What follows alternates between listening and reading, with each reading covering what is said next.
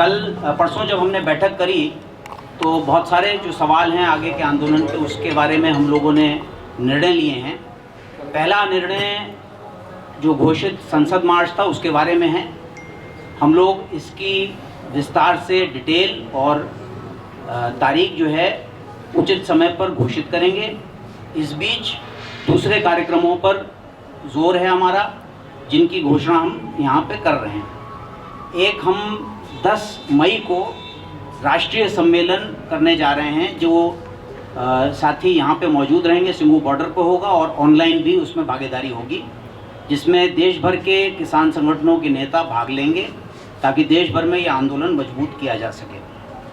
दूसरा, इन मोर्चों में अभी जो कटाई के समय पर भागीदारी अपेक्षाकृत कमज़ोर हुई है, उसके लिए फिर दिल्ली चलो का एक आह्वान हमने किया है, जो 150 दिन पूरे हो रहे हैं 24 अप्रैल को।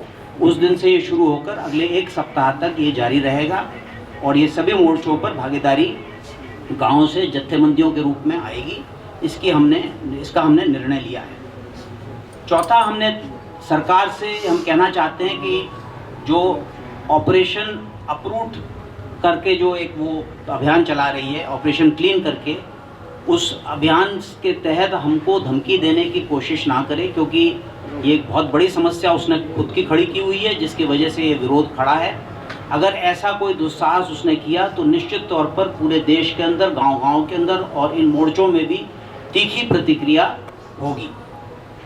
कोरोना के बारे में जो डर सरकार फैला रही है, हमारा सरकार से कहना है कि हमारे जो मोर्चे के केंद्र हैं, हम कोरोना के दौर में ही हम लोगों ने पंजाब में बाकी जगह पे आंदोलन चलाया और 5 महीने हो गए हमें यहाँ बैठे हुए।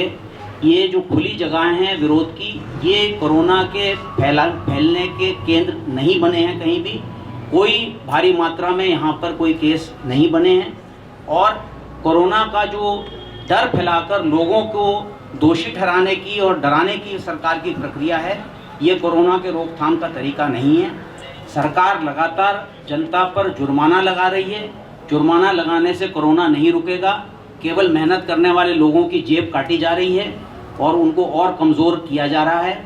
सरकार ने ये जो नए अध्यादेश लाई पहले और उसके बाद इनको कानून के रूप में पारित किया, ये कोरोना लॉकडाउन के दायरे में जहां वो जनता को इकट्ठा होने से रोक रही थी, उसने इन कॉरपोरेट पक्ष के कानूनों को अमल किया है। और अब जब कोरोना की महामारी की बात समाज में है, ऐसे समय पर सरकारी अस्पतालों की बहुत बुरा हाल है और कॉरपोरेट अस्पताल और बड़ी बड़ी बहुराष्ट्रीय कंपनियां जो है वो अनियंत्रित कमाई कर रही हैं।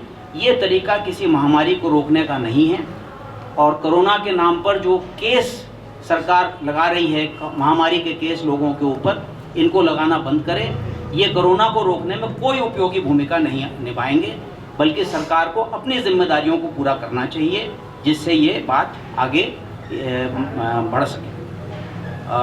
बहुत सारे घटनाएं बीच में आई हैं जहां पे ऐसे लोग पकड़े गए जिन्होंने नेताओं को धमकी दी है। पहले हम लोगों ने पकड़े थे, सरकार ने, जहां पुलिस ने उसको दोषमुक्त घोषित किया है। अभी दिल्ली में एक घटना आई है जहां पे 3 ऐसे लोग पकड़े गए जिनका खुलेआम कहना था कि वो किसान आंदोलन के नेताओं पर हमला करने जा रहे हैं।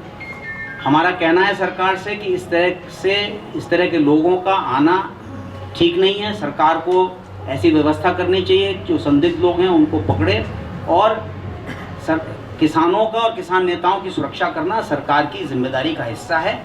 ये एक जनवादी आंदोलन चल रहा है, लोकतांत्रिक आंदोलन चल रहा है और इसको हल करेगी सरकार, तभी किसान हटेंगे यहाँ से। इस बीच हमने ये भी तय किया है कि जो टोल प्लाज़ा टोल मुक्त करने का हमने निर्णय लिया था, उस निर्णय को हम फिर से तेज़ी से लागू करने के लिए इस सप्ताह से आगे बढ़ेंगे और टोल प्लाज़ास को टोल फ्री करने की मुहिम आगे होगी। कब से होगी सर? ये कल से ही हमने शुरू कर दिया है और जगह जगह जहाँ है वहाँ पे संगठन बनाकर, जहाँ पहले टोल फ्री किया था और कुछ जगह फिर से टोल लेना शुरू किया था, पहले उनको हम जो है टोल मुक्त करेंगे, उसके बाद जो है इस मुहिम को आगे बढ़ाएंगे।